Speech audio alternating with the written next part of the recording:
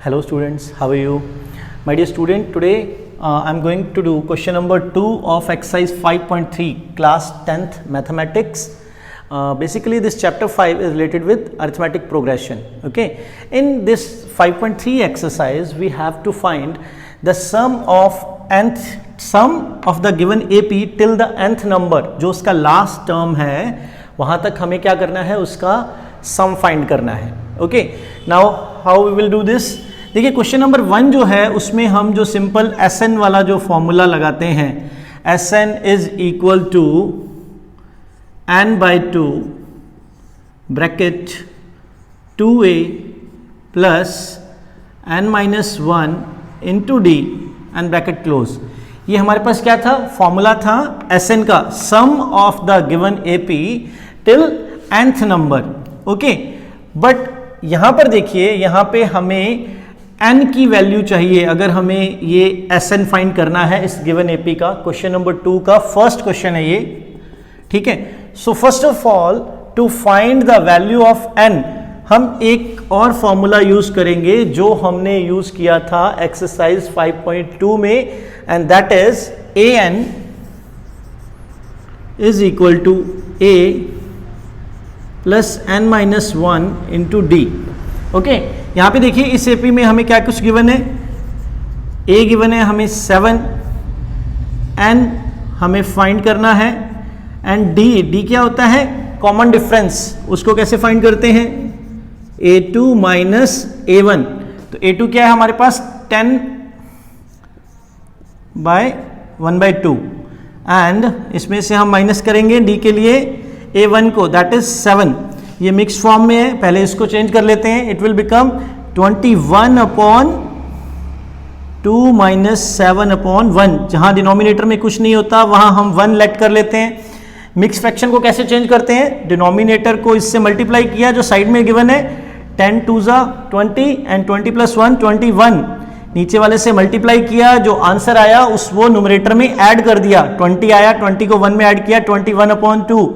Now आगे क्या है, बहुत सिंपल है, एलसीएम ले लेंगे. इट विल कम 2, डिनोमिनेटर से एलसीएम को डिवाइड करते हैं, 2 को 2 से डिवाइड करेंगे आएगा 1, एंड 1 को 21 से मल्टीप्लाई करेंगे न्यूमरेटर के साथ, इट विल कम 21. अगेन जब यहां डिवाइड करेंगे 1 को 2 के साथ, आंसर विल कम 2, एंड जो आंसर आया उसको मल्टीप्लाई करते हैं न्यूमरेटर के साथ, इट विल बिकम 14.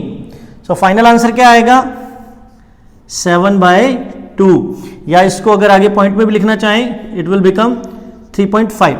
ठीक है, सो ये हमारे पास क्या आ गया, वैल्यू ऑफ d, जो हमें गिवन नहीं था, हमें फाइंड आउट करना होता है. Okay, now use this formula to find n. चलिए कर लेते हैं यहां पे, that is an is equal to a plus n-1 into D. an क्या है, an होता है लास्ट टर्म जो nth नंबर पे टर्म है, दैट इज दिस 84. तो यहां वैल्यू पुट करेंगे, it will become 84, and a क्या है हमारे पास 7, n हमें फाइंड करना है -1, एंड d कितना आया देखिए 7/2 या फिर 3.5.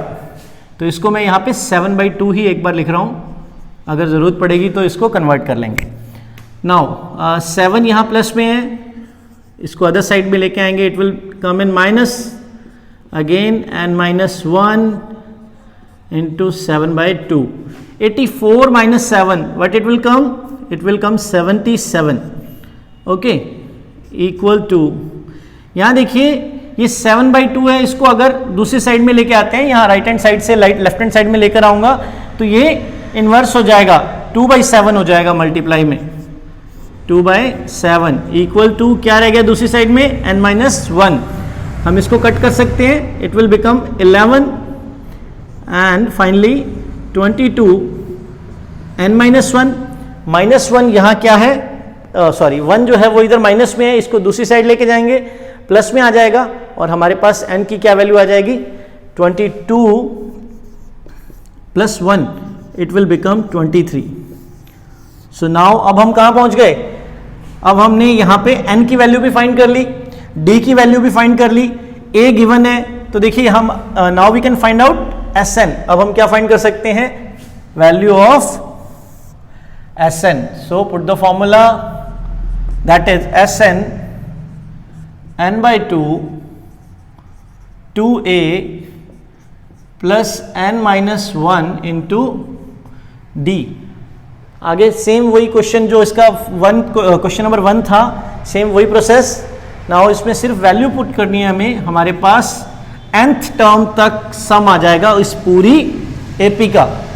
n क्या है हमारे पास, दैट इज 23/2 अगेन 2 इंटू ए क्या है हमारे पास 7 है, मल्टीप्लाई में यहां पे 7 लिख देते हैं, प्लस n-1. n कितना आया था हमारे पास 23. वैसे तो ये n-1 की वैल्यू पड़ी है 22, तो यहां पे लिख देते हैं 22 इंटू डी हमारे पास कितना है यहाँ पे 3/5 या फिर 7/2. अगेन मैं यहाँ पे 7/2 पुट कर रहा हूं, ठीक है, क्योंकि जब फ्रैक्शन में कोई वैल्यू होती है ना, अगर हम वैल्यूज को जब भी पुट करते हैं हमें उसको अपनी कन्वीनियंट के अकॉर्डिंग यूज करना है.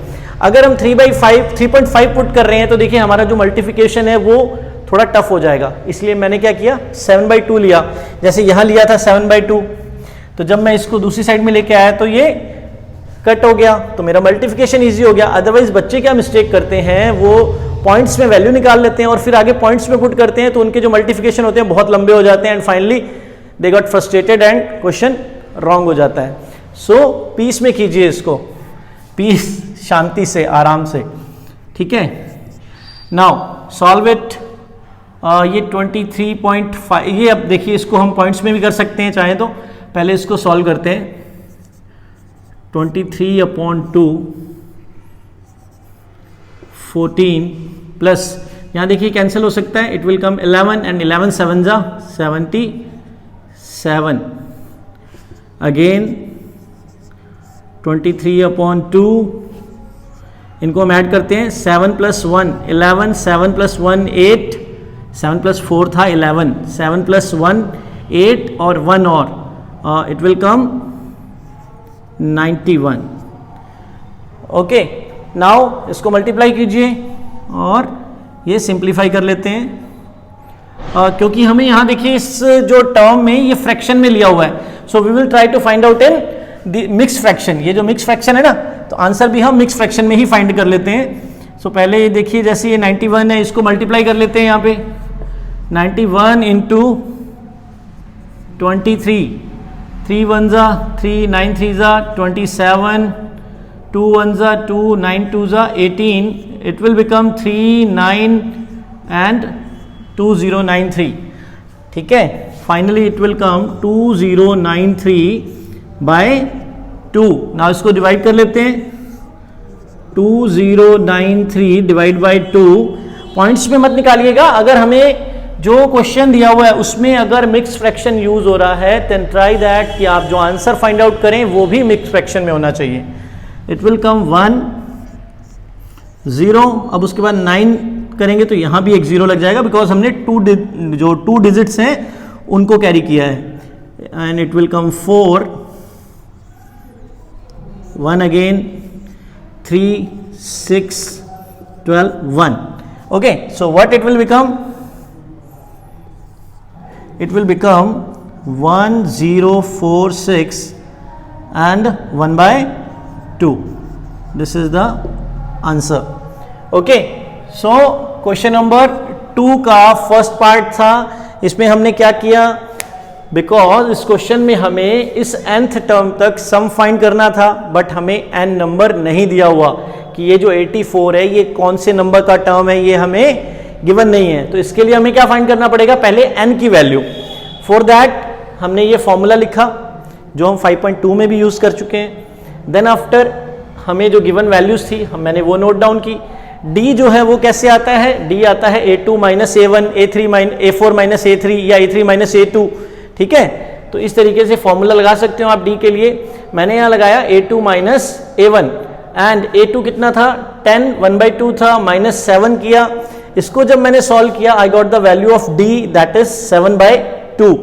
अब d की वैल्यू को मैंने इस फॉर्मूला में पुट किया यहां पर and I got the value of n.